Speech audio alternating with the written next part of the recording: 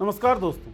किसी भी सभ्य समाज में या फिर मैच्योर डेमोक्रेसी में संविधान के खिलाफ बात करने वाले लोगों को अपराधी की तरह देखा जाना चाहिए।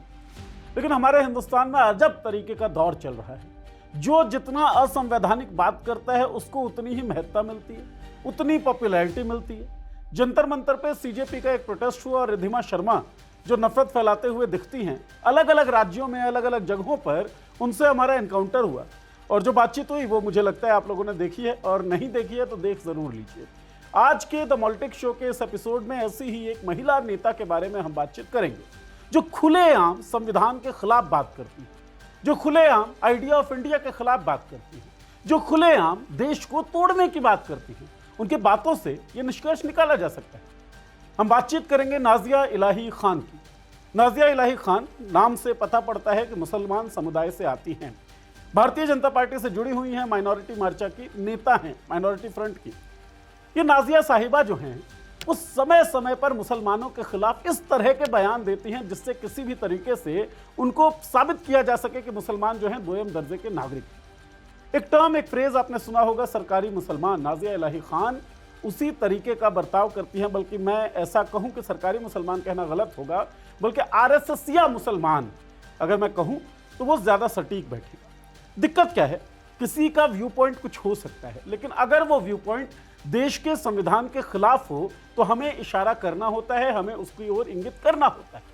और यही काम मॉल्टिक शो के इस एपिसोड में मैं नीरज आप सबके लिए करूंगा। नाजिया इलाही खान, उनके एक बयान पर बातचीत और उनके बयान के कॉन्टेक्स्ट में जो फैक्ट्स हैं, जैसे आमतौर पे कह दिया जाता है ना, मुसलमान आईएसआईएस से संबंधित होते हैं, मुसलमान देशद्रोही होते हैं, बड़ी आम चर्चाओं में ये बात कहा जाता है। लेकिन आरोप किन लोगों पर लगे हैं? विश्व हिंदू परिषद, बजरंग दल, इनके सदस्यों की क्या भूमिका है? मॉल्टिक शो के इस एपिसोड में हम आपको वो भी बताएंगे। तो शुरू करते हैं। पहली स्लाइड, आपको पता है हमारी आदत है पहली स्लाइड पे बात करने का। तो पहली स्लाइड जो है, यह हमारे प्रधानमंत्री नरेंद्र मोदी की तस्वीर है। क्यों है ये आपको बताऊंगा मैं। ये नाजिया इलाही खान साहिबा हैं, जिनका एक बयान जो है बड़ा वायरल सा हो रहा है सोशल मीडिया पर फिलहाल। बयान क्या है वो भी आपको बताएंगे, शो आप देखें तो पता पड़ जाएगा। टेक्स्ट जो हमने लिखा है यह है, मोदी जी इस मुस्लिम महिला से डरते हैं क्या? क्यों लिखा है ये? मोदी जी देश के प्रधानमंत्री हैं, एज अ प्राइम मिनिस्टर ये उनका कर्तव्य है कि संविधान और संवैधानिक वैल्यूज जो हैं वो स्टैब्लिश रहे, वो मेंटेन रहे। संविधान के खिलाफ बात करने वाले लोग जो हैं वो अपराधी की तरह देखे जाएं। किसी को यह सहूलत ना हो कि वो संविधान के खिलाफ कुछ भी बोल सकता है। देश हमारा जो है वो एक गुलदस्ता है, अलग अलग धर्मों के, अलग अलग भाषाओं के, अलग अलग जातियों के, अलग अलग लैंगिक पहचानों के लोग जो हैं वो इकट्ठा रहते हैं, अलग अलग क्षेत्रों के लोग इकट्ठा रहते हैं, अलग अलग संस्कृतियों के लोग इकट्ठा रहते हैं। लेकिन अगर कोई ऐसा है जो इस गुलदस्ते को तोड़ देना चाहता है, खत्म कर देना चाहता है, खराब कर देना चाहता है, तो देश के मुखिया के नाते मोदी जी का कर्तव्य है और यह अधिकार भी है कि उसके खिलाफ एक्शन लिया जाए। लेकिन एक्शन होता नहीं है, इसलिए हम पूछ रहे हैं डरते हैं क्या, एक्शन क्यों नहीं लेते? लेकिन फिर मेरे जहन में कुछ नारे गूंजने लगते हैं जो खुद मोदी जी के हैं, कपड़ों से पहचानो। मोदी जी के कैबिनेट मंत्रियों के नारे भी गूंजते हैं मेरे कानों में। संसद भवन में जो रमेश बिधूड़ी ने कहा वो शब्द भी मेरे कानों में गूंजते हैं। तो क्या भारतीय जनता पार्टी की पूरी जमात जो है वो इस गुलदस्ते के खिलाफ काम कर रही है? होना नहीं चाहिए। देश की सबसे बड़ी राजनीतिक पार्टी है, संगठन के लिहाज से अगर हम बात करें तो कॉन्स्टिट्यूशन से कैसी आपत्ति और क्यों आपत्ति है, ये जवाब मैं चाहता हूं भारतीय जनता पार्टी का कोई नेता जो है वो जरूर दे।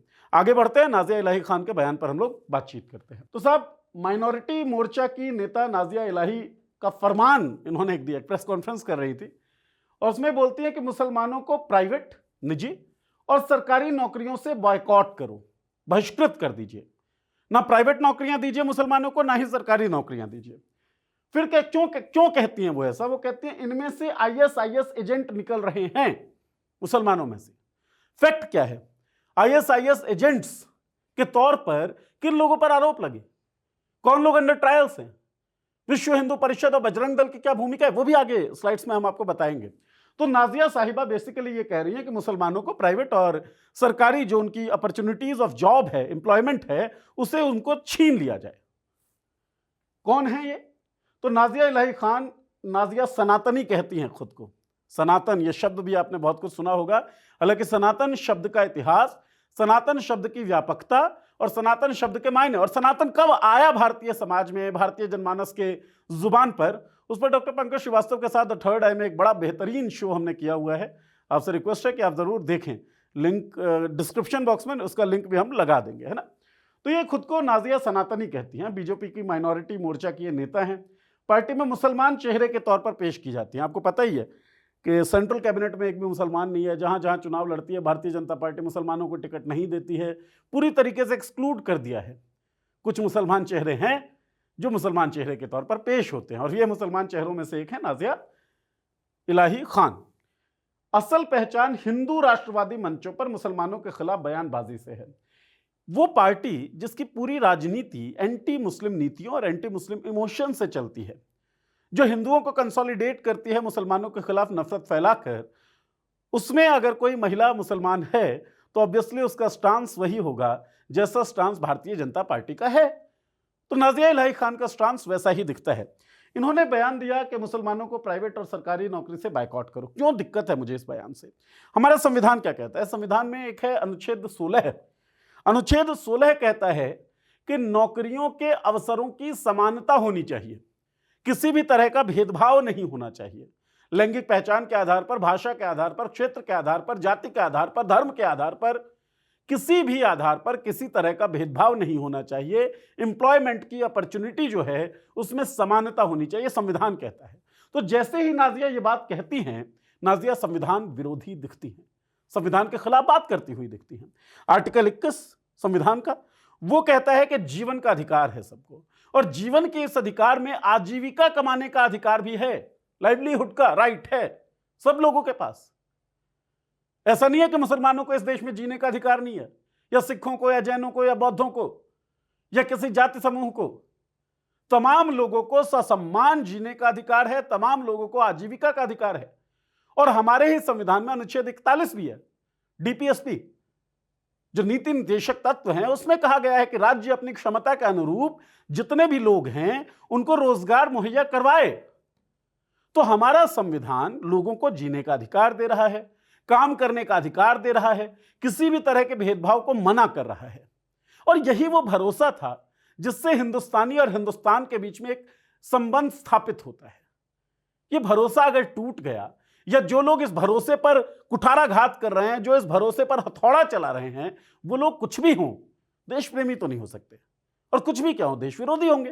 क्योंकि उनको जो बेसिक आइडिया ऑफ इंडिया है, भारत की आत्मा, भारत का संविधान है, उस आत्मा से दिक्कत है। तो इसलिए इस पर बात करनी जो है वो बहुत ज्यादा जरूरी हो जाती है। नाजिया इलाही खान जो है, इनके पुराने बयान आप सुनिए तो आपको पता पड़ेगा कि पूरी तरीके से इनका जो पूरा राजनीतिक करियर है या फेम कमाने का जो तरीका है, वो एंटी मुस्लिम सेंटिमेंट्स को बढ़ाकर, नफरत को प्रचारित करके पाने का एक तरीका जैसा दिखता है। मई 2024 की बात है, महाराष्ट्र में दावा करती हैं कि 2800 हिंदू महिलाओं को मुसलमान मर्दों ने लव जिहाद के नाम पर मार डाला। लव जिहाद, ये शब्द आपके दिमाग में भी, आपके कानों में भी बहुत बार सुनाई दिया गया होगा, लेकिन आपको पता है लव जिहाद का एक भी केस अब तक कोर्ट ने सफलतापूर्वक उसकी सुनवाई नहीं की, ट्रायल नहीं किया कि हाँ ये लव जिहाद का केस था। जितने भी केसेस आते हैं वो फर्जी पाए जाते हैं। और लव जिहाद से एक दिक्कत मूलतः क्या है? लव जिहाद में कहा जाता है कि हिंदू लड़कियां जो हैं उनको मुसलमान लड़के बरगला देते हैं, और बरगलाते इस हद तक हैं कि वो लड़की उनसे प्यार करने लगती है, उनके वादों में फंस जाती है, और वादों में फंसने के बाद शादी हो जाती है, और शादी के बाद वो कहते हैं कि भाई अपना धर्म परिवर्तन कर लो, जस्ट कन्वर्ट योरसेल्फ। और हिंदू लड़कियां जो हैं वो कन्वर्जन कर लेती हैं। इतनी मूर्ख हैं हिंदू लड़कियां। फिर तो लगता है ना कि आपका जो आइडिया है लड़कियों को लेकर वो डराइव मनुस्मृति से ही होता है, जो मनुस्मृति कहता है कि लड़कियां वो क्रिएचर हैं ही नहीं जिन्हें कभी भी आजाद छोड़ा जाए। फिर तो ये मामला है। सो लव जिहाद अपेरेंटली ये दिखता है कि मुसलमानों के खिलाफ है, लेकिन ये दरअसल हिंदू लड़कियों के खिलाफ भी है, उनकी बौद्धिकता के खिलाफ है, उनकी आजादी के खिलाफ है, उनकी स्वीकार्यता के खिलाफ है। आप नहीं चाहते कि वो आजाद रहें, इसलिए इसको कॉइन करते हैं। और नाजिया इलाही खान जो है वो भी ये बात कर रही हैं। अगर ऐसा है तो इसकी प्रॉपर जांच क्यों नहीं हो गई, प्रॉपर इन्वेस्टिगेशन क्यों नहीं हो गया? महाराष्ट्र में भी भारतीय जनता पार्टी की सरकार है, देश में भी भारतीय जनता पार्टी की सरकार है। तो अपनी पार्टी से पूछे ना नाजिया इलाही खान बोलने से पहले, लेकिन नहीं, बोलना है, क्योंकि ऐसा बोलने से जो भावनाएं दबी छिपी रहती हैं बहुत बड़े तबके के बीच, उसे आप अपीज कर देते हैं, उसे सहलाते हैं, ताकि वो भावनाएं और ज्यादा उच्छृंखल होकर नंगानाच करें। और शायद आप यही चाहती हैं। जनवरी 2025 दिल्ली के रोहिणी में एक कार्यक्रम था और नाजिया उसमें कहती हैं, इन्हें पढ़ने को कहो नहीं पढ़ेंगे, इंसान बनने को कहो नहीं आप कौन होती हैं भाई? एपीजे अब्दुल कलाम इंसान नहीं थे। और दरअसल समस्या यही है कि नाजिया इलाही खान और इनकी वैचारिकी से आने वाले जो लोग हैं, वैचारिकी की मैं बात कर रहा हूं, वो ये मानते हैं कि मुसलमान इंसान नहीं है, और ये संविधान, ये आइडिया ऑफ इंडिया के खिलाफ है, इसलिए इसके बारे में बातचीत करना होगा। लेकिन बलात्कार करने को कहो तुरंत करेंगे। अब शब्द देखिए, बिल्किस बानो भुलाया नहीं जा सकता है। प्रेग्नेंट महिला थी, बलात्कार हुआ, और बलात्कारी जब छूटे तो भारतीय जनता पार्टी के सदस्यों ने बलात्कारियों को माला पहनाकर उनका स्वागत किया। और नाजिया क्या नैरेटिव सेट करने में लगी हुई थी। 2025 जनवरी की बात है। लव जिहाद करने को कहो फौरन करेंगे, फिर से वही लव जिहाद वाली बात। बम गोली चलाने को कहो चला देंगे। मतलब जो एक आम फहम धारणा बनाई गई सोशल मीडिया प्लेटफॉर्म्स के जरिए, व्हाट्सएप यूनिवर्सिटीज के जरिए, गोदी मीडिया के जरिए कि मुसलमान एलियन एलिमेंट्स हैं, क्रूवेल होते हैं, अपराधी होते हैं, उस धारणा को मजबूत करने का काम जमीन पर नाजिया इलाही खान जैसी माइनॉरिटी मोर्चा की नेता भारतीय जनता पार्टी के जो हैं वो भी करती रहती हैं। फरवरी 2025 नाजिया का आरोप कि मुसलमानों ने इनकी गाड़ी को जानबूझकर टक्कर मारी। उनका एक्सीडेंट हुआ था, उन्होंने कहा मुसलमानों ने गाड़ी को जानबूझकर टक्कर मारी। अब एक सेंटिमेंट तो फ्लोट हो गया, एक आइडिया तो फ्लोट हो गया। सच्चाई क्या थी? सच्चाई यह थी कि हादसा इनके अपने ड्राइवर के गाड़ी चलाते वक्त सो जाने की वजह से हुआ। अरे आप नॉन सीरियस, आपका ड्राइवर नॉन सीरियस, गाड़ी चलाते हुए सो गया, हादसा हो गया, उसमें भी आपने मुसलमानों को घसीट लिया बीच में। तो भारतीय जनता पार्टी की मुसलमान चेहरा आप बनी रहे हैं, इसके लिए एक पूरे कौम के खिलाफ इस तरह की साजिश, इस तरह का नैरेटिव बिल्डअप करना शोभा देता है क्या नाजिया जी? और क्यों करती हैं आप ये? ऐसा क्या लोभ है आपको? ये सोचना पड़ेगा। चाहता हूं नाजिया जी इसका जवाब दें। जनवरी 2025 में बेलगावी बटेंगे तो कटेंगे कार्यक्रम में भड़काऊ भाषण देने पर उनके खिलाफ एफआईआर भी दर्ज हुई है। अप्रैल 2026 में गाजियाबाद में एक रैली में उन्होंने हिंदू परिवारों से कहा कि मुसलमानों को दूर रखने के लिए सुअर पालें और कैंची रखें। इस पर टिप्पणी करना भी बड़ा हास्यास्पद, दुखद, अनफॉर्चुनेट दिखता है। अब केवल बयान सुने। इस तरह की नफरती महिला भारतीय जनता पार्टी की माइनॉरिटी मोर्चा की नेता हैं। प्रधानमंत्री मोदी कोई एक्शन नहीं लेते इस तरह के बयानबाजियों के खिलाफ। हालांकि बहुत ज्यादा उम्मीद अगर आप कहें तो है भी नहीं जिस तरह की राजनीति बीजेपी करती है उससे। लेकिन क्यों, कैसे ये एंटी इंडिया क्यों नहीं माना जाना चाहिए, मुझे समझ में नहीं आता है। बढ़ते हैं बीजेपी में। अगर बात करूं ना, मैं इसीलिए कह रहा था उम्मीद क्यों नहीं पाल सकते। बीजेपी में अगर मैं बात करूं तो केवल नाजिया नहीं है जो इस तरह के भावों को फैला रही है। और मैंने भूमिका में बताया था, खुद नरेंद्र मोदी कपड़ों से पहचानो जैसा स्लैंग यूज कर देते हैं। रमेश बिधूड़ी जो सांसद है, वो संसद भवन के अंदर एक मुसलमान कलीग, उनका जो सांसद है, उसको गालियां देते हैं। अनुराग ठाकुर से लेकर परवेज साहिब सिंह वर्मा तक के बयान जो हैं वो आपके सामने होंगे। कपिल मिश्रा किस तरह का बयान शाहीन बाग प्रोटेस्ट के दौरान उन्होंने दिया था वो आपने सुना होगा। पूरी फेहरिस्त जो है वो है जो एंटी मुस्लिम बयानबाजियों में लगी पड़ी है। किसी भी तरीके से पोलराइज कर दें, चुनावों में बेनिफिट मिल जाए। लेकिन समस्या यह है ना कि यह केवल चुनावों के बेनिफिट तक महदूद नहीं रह सकता है। जब आप इस कदर नफरत के बीज बोते हैं तो आप दरअसल आइडिया ऑफ इंडिया के, भारत की जड़ में मट्ठा डाल रहे होते हैं। और समस्या में केवल मुसलमान नहीं, पूरी भारत, पूरी भारतीयता, भारत का संविधान, सब कुछ आ जाता है, हमारा एग्जिस्टेंस आ जाता है समस्या में। मैं कह रहा था, फेहरिस्त की बात मैं कर रहा था। इंडिया हेट लैब की एक रिपोर्ट है, इसके हिसाब से 2024 में धार्मिक अल्पसंख्यकों के खिलाफ नफरती भाषणों में लगभग 75%, 74.4% का इजाफा हुआ है। और 98.5%, एक तो इजाफा हुआ 74.5% का लगभग, और जो इजाफा हुआ है नफरती बयानबाजियों में उसमें 98.5% टारगेट जो था वो मुसलमान थे, मुसलमानों के खिलाफ हुआ है। इससे आप समझ सकते हैं कि एक पूरी स्ट्रेटजी बन रही है, एक पूरी स्ट्रेटजी चल रही है कि एक स्यूडो दुश्मन आप क्रिएट कर दें मेजॉरिटी के सामने और लगातार उनके खिलाफ बयान आप देते रहें ताकि मेजॉरिटी के तबके में जिसके सामने आप स्यूडो दुश्मन खड़ा करना चाहते हैं उनकी भावनाएं अपीज होती रहें, एग्रेस होती रहें, बढ़ती रहें नफरत उनके मनों में। यह आपकी कोशिश दिखती है। मतलब पैटर्न तो यही बताता है। बीजेपी नेताओं ने 450 से ज्यादा नफरती भाषण दिए, जिनमें से 63 अकेले पीएम मोदी के थे। ये इंडिया हेट लैब की रिपोर्ट है, मेरी नहीं है, मैं नहीं कह रहा हूं, और फैक्ट ही बहुत कुछ है, इस पर टिप्पणी नहीं करना चाहता। पीएम मोदी ने चुनाव प्रचार में मुसलमानों को घुसपैठिया और ज्यादा बच्चे पैदा करने वाला कहा। ज्यादा बच्चे पैदा करते हैं मुसलमान, आम धारणा है ये। जो फर्टिलिटी रेट है उसका जब आप अध्ययन करेंगे 1990 से लेकर आज तक, तो मुसलमानों में जो फर्टिलिटी रेट है उसकी गिरावट सबसे ज्यादा है। पहले बहुत ज्यादा थी और गिरावट भी उतनी ही ज्यादा हुई है। फर्टिलिटी रेट का सीधा सीधा लेना देना है एजुकेशन में आपकी कितना पार्टिसिपेशन है, कितनी लिटरेसी बढ़ रही है आपकी, कितना एक्सपोजर बढ़ रहा है आपका, और वो सब बढ़ता है तो ये चीजें कम होती हैं।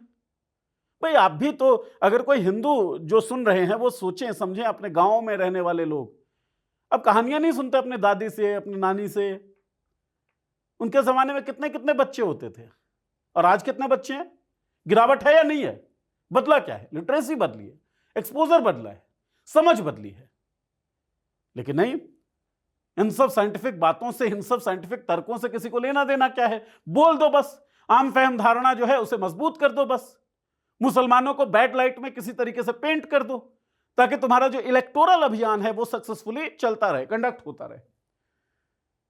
योगी आदित्यनाथ, पुष्कर सिंह धामी, हिमंता बिस्वा शर्मा, और ये तीनों लोग मुख्यमंत्री, आदित्यनाथ उत्तर प्रदेश के, पुष्कर सिंह धामी उत्तराखंड के, हिमंता बिस्वा शर्मा जो है वो असम के, दोबारा बन गए, मतलब तिबारा बन गए शायद, है ना। ये तीनों लोग भी हेटफुल बयानबाजी में आगे रहे, ये जो इंडिया हेट लैब है उसकी रिपोर्ट के हिसाब से। तो नाजिया इलाही खान अकेली नहीं है। नाजिया इलाही खान के बयान के पीछे एक पूरा इकोसिस्टम, एक पूरी वैचारिकी चल रही है। उस वैचारिकी का एक छोटा सा अंश जो है वो हमने आपको दिखाया है। अब असली सवाल जो बोला था ना नाजिया इलाही खान ने कि इनको बाइकआउट करो प्राइवेट नौकरियों से, सार्वजनिक नौकरियों से, क्यों? क्योंकि ISIS के एजेंट निकलते हैं इसमें से। अब एक नजर डालते हैं फैक्ट्स पर। ध्रुव सक्सेना आपको याद होगा, खबरों में रहा था, बीजेपी IT सेल का बंदा था। ये सिम रैकेट बॉक्स होता है एक, उसमें क्या होता है, एक सिम बॉक्स है, गेटवे होता है, और कई सारे सिम जो हैं वो उस बॉक्स से ऑपरेट हो सकते हैं। इंटरनेशनल कॉल्स जो हैं वो लोकल कॉल्स की तरह से दिखेंगे। अब इसके अंजाम आप समझ लीजिए कि टेरर आउटफिट्स जो हैं वो इसका प्रयोग कर सकते हैं। जो आपका डिजिटल अरेस्ट वाला पूरा केस है, या फ्रॉडुलेंट एक्टिविटीज जो होती है, पैसा ठग लेते हैं किसी से, है ना, किसी भी तरीके से, कभी कह देते हैं ये वाला प्रॉपर्टी है इसमें इन्वेस्ट कर दो, या किसी और तरीके से, वो सारा काम इस तरीके से हो सकता है। तो आरोप ध्रुव सक्सेना पर यह लगा कि ISI को भारतीय सेना की तैनाती की गोपनीय जानकारी दे रहा था। MPATS, Madhya Pradesh anti terror squad ने साल 2017 में ध्रुव सक्सेना, जो बीजेपी IT सेल का मेंबर था, उसे गिरफ्तार किया। Dhruv Saxena BJP Bhopal IT cell का जिला समन्वयक था, डिस्ट्रिक्ट कोऑर्डिनेटर, छोटे मोटे पोस्ट पे भी नहीं था, और वैसे देखे तो छोटा ही पोस्ट था, लेकिन डिस्ट्रिक्ट कोऑर्डिनेटर सोशल मीडिया का। आप समझ रहे हैं ग्रेविटी? देखिए, कैलाश विजयवर्गीय और शिवराज सिंह चौहान के साथ इसकी तस्वीरें मौजूद हैं। शिवराज सिंह चौहान मध्य प्रदेश के मुख्यमंत्री रहे, कैलाश विजयवर्गीय मध्य प्रदेश बीजेपी के बहुत बड़े नेता, उनके साथ तस्वीरें हैं ध्रुव सक्सेना की, बीजेपी IT सेल का मेंबर है। मध्य प्रदेश ATS ने इसे गिरफ्तार किया था। आरोप इस पर यह है कि टेरर एक्टिविटीज जो लोग कर रहे थे उनको ये मदद मुहैया करवा रहा था, बीजेपी IT सेल का मेंबर था। बलराम सिंह, बजरंग दल का व्यक्ति है ये बलराम सिंह, फंड मैनेजर था। वो जो पूरा सिम रैकेट बॉक्स वाला जो मामला है उसमें फंड मैनेजर माना गया इसे। अच्छा, ये सब अंडर ट्रायल्स हैं, कोर्ट में केस चल रहा है, ठंडा पड़ा हुआ है फिलहाल। आपको पता है मध्य प्रदेश में किसकी सरकार है, केंद्र में किसकी सरकार है, बेल पर कई लोग इनमें से बाहर हैं। बलराम सिंह बजरंग दल का सदस्य था, जासूसी नेटवर्क का मास्टरमाइंड, आरोप इस पर यह है। ISI से विदेशी मुद्रा रिसीव करने का काम करता था, यह भी आरोप इसके ऊपर है। 8% कमीशन के बदले ISI के लिए टेरर फंडिंग रैकेट चलाता था, यह आरोप है। नाम पढ़ लीजिए, बलराम सिंह, और जो जिस आउटफिट से जुड़ा हुआ है वो है बजरंग दल। आशीष सिंह राठौड़ साहब विश्व हिंदू परिषद से ये संबंधित थे, नेटवर्क मेंबर था ये। इस पर आरोप है कि ISI लिंक्ड जासूसी नेटवर्क में ये शामिल था, पाकिस्तानी हैंडलर्स के साथ संपर्क में था। आरोप देखते जाइए। प्रदीप कुरुलकर RSS की तीसरी पीढ़ी के स्वयंसेवक, थर्ड जनरेशन, समझते हैं ना इस बात को। प्रदीप कुरुलकर साहब जो है वो आकाश और अग्नि मिसाइल प्रोग्राम से जुड़े हुए थे। आरएसएस के सांस्कृतिक संगठन संस्कार भारती के महाराष्ट्र संगठन मंत्री रहे, बहुत बड़े आदमी। यूट्यूब पर इनके वीडियोस हैं जिनमें आरएसएस प्रमुख मोहन भागवत इन्हें सुन रहे हैं। कद्दावर है, नेटवर्क अच्छा है, प्रॉक्सिमिटी अच्छी है आरएसएस के सरसंचालक के साथ। सितंबर 2022 में इन्होंने ज़ारा दास गुप्ता नाम की एक पाकिस्तानी एजेंट के साथ व्हाट्सएप पर बात की। इसी पाकिस्तानी एजेंट के साथ इन्होंने मिसाइल सिस्टम और गोपनीय रक्षा जानकारियां शेयर की। आरोप इनके ऊपर हैं। ये महाराष्ट्र एटीएस ने डीआरडीओ पुणे लैब के डायरेक्टर प्रदीप कुरुलकर को 2023 में गिरफ्तार किया। देख लीजिए भाई, आरएसएस के member, third generation member honey trap होते हैं। हनी ट्रैप होकर सिक्योरिटी रिलेटेड जो गोपनीय कॉन्फिडेंशियल इंफॉर्मेशन है वो मुहैया करवा देते हैं। लेकिन आम फहम चर्चाओं में बात क्या होगी कि मुसलमान जो है वो एंटी इंडिया होता है, मुसलमान जो है वो आईएसआई का एजेंट होता है ना, ये सब कुछ है। तो साहब रिकॉर्ड अगर आप देखेंगे, फैक्ट्स अगर आप देखेंगे तो आरोप ऐसे लगते हैं कि आईएसआई के जो एजेंट हैं वो बीजेपी आईटी सेल में भी थे। ध्रुव सक्सेना हमने आपको बताया, आईएसआई के एजेंट आरएसएस के मंच से भाषण देते थे। कुरुलकर साहब आईएसआई को अग्नि आकाश मिसाइल की जानकारी एक स्वयंसेवक ने दी। जांच चल रहा है, एटीएस ने पकड़ा, हमने नहीं पकड़ा, घर से नहीं लेकर आए इन फैक्ट्स को हम। लेकिन कहती क्या है नाजिया इलाही खान और इस तरह के वैचारिकी से आने वाले लोग, मुसलमानों को नौकरी मत दो, इनमें से आईएसआईएस एजेंट निकलते हैं। मैं बस ये कहना चाहता हूं कि अपराध जो है ना, चाहे वो बलात्कार हो, चाहे वो चोरी हो, चाहे वो मर्डर हो, डकैती हो या देश विरोधी कोई काम हो, वो कोई हिंदू भी उतना ही कर सकता है जितना कोई मुसलमान कर सकता है। सवाल व्यवस्था की है और व्यवस्था को चलाने वाले संचालकों की है कि संविधान सम्मत, कानून सम्मत जो प्रक्रियाएं हैं उनका पालन होना चाहिए। किसी एक हिंदू का इस तरह के एक्ट में लिप्त हो जाने से, संलिप्त हो जाने से पूरी हिंदू कौम उस तरह की नहीं हो जाती है। वो एक अपराधी है, उस अपराधी के साथ संविधान सम्मत, कानून सम्मत बर्ताव किया जाए, जेल में ठूस दिया जाए, जो भी कानून कहता है उस हिसाब से। इसी तरीके से अगर कोई मुसलमान आरोपी है, अपराधी है, उसके खिलाफ भी कानून सम्मत तरीके से कार्रवाई की जानी चाहिए। लेकिन ये बेजा बकवास नहीं होनी चाहिए। लव जिहाद, लैंड जिहाद, मैं सुन रहा था प्रेस कॉन्फ्रेंस को नाजिया इलाही खान के, कानों से खून टपकने लगा। मूत जिहाद की बात कर रही है, कहां से आ गया भाई ये? मतलब आप शब्द लीजिए और जिहाद उसमें ठूस दीजिए। जिहाद का मतलब भी पता है आपको? आपको पता होगा शायद, और नहीं भी पता हो तो हमें लगता है बहुत कुछ हमें पता है, लेकिन पता होता नहीं। जिहाद का मतलब अगर जानना हो तो पंकज श्रीवास्तव के साथ एक लंबी चर्चा उस पर भी हमने की है, उसका लिंक भी डिस्क्रिप्शन बॉक्स में हम डाल देंगे, जरूर सुनिएगा। समस्या यह है कि अपराधियों के साथ अपराधियों जैसा सलूक होना चाहिए, कानून सम्मत होना चाहिए, संविधान सम्मत होना चाहिए, देश हित में होना चाहिए। उस वक्त उनका धर्म नहीं देखना चाहिए, जाति नहीं देखनी चाहिए, लैंगिक पहचान नहीं देखनी चाहिए। जो कानून कहता हो, जिस तरीके से कहता हो, उस तरीके से कार्रवाई होनी चाहिए। लेकिन बेजा बकवास नहीं होनी चाहिए। किसी एक कौम को विलेनाइज नहीं किया जाना चाहिए, डेमोनाइज नहीं किया जाना चाहिए। यह नहीं मानना चाहिए कि देश पर किसी की ठेकेदारी है। यह नहीं मानना चाहिए कि देश केवल किसी एक कौम का है, किसी एक जाति के व्यक्तियों का है, किसी एक लैंगिक पहचान के, किसी एक भाषा के व्यक्तियों का है। यह देश गुलदस्ता है, देश सबका है और सब देश के हैं। और एक बात और, जंतर मंतर में वो सीजेपी के प्रोटेस्ट के दौरान रिद्धिमा शर्मा से बातचीत में भी मैंने ये बात कही कि देश इमारतें नहीं है, देश सड़कें नहीं है। और मैं नहीं कह रहा, पंडित नेहरू का ये कथन है, हम और आप देश हैं। ये जो 140 करोड़ की आबादी हम लोग बात करते हैं, 150 हो गई होगी शायद अब, एक एक व्यक्ति देश बनाता है। 1/140 करोड़ देश मैं हूं, 1/140 करोड़ देश आप हैं, हम सब देश हैं। और हमारे होने से ही देश होता है। देश विश्वगुरु तब बनेगा जब हम सब गुरुत्व की तरफ बढ़ेंगे। वो क्या है? अंधकार से प्रकाश की ओर जाना। अंधकार क्या है? झूठ, नफरत, असंवैधानिक बयानबाजी। इन सब से आगे हम सबको बढ़ना पड़ेगा। हम सब जब बढ़ेंगे तो देश अपने आप बढ़ने लगेगा। देश का चरित्र वही होगा जो देशवासियों का चरित्र होगा। तो देश का सम्मान अगर करते हैं तो अपना सम्मान करना भी सीखिए। अगर चाहते हैं कि देश विकास करे, प्रगति करे, तो आपको विकास करना होगा, प्रगति करनी होगी। अगर आप चाहते हैं कि देश साइंटिफिक हो, वैज्ञानिक जो समझ है वो रहे, तो आपको वैज्ञानिकता अपने अंदर डेवलप करनी होगी, रैशनैलिटी अपने अंदर डेवलप करनी होगी। देश कहीं बाहर से कुछ टपका हुआ कोई कॉन्सेप्ट नहीं है, हम और आप देश हैं, ये समझिए।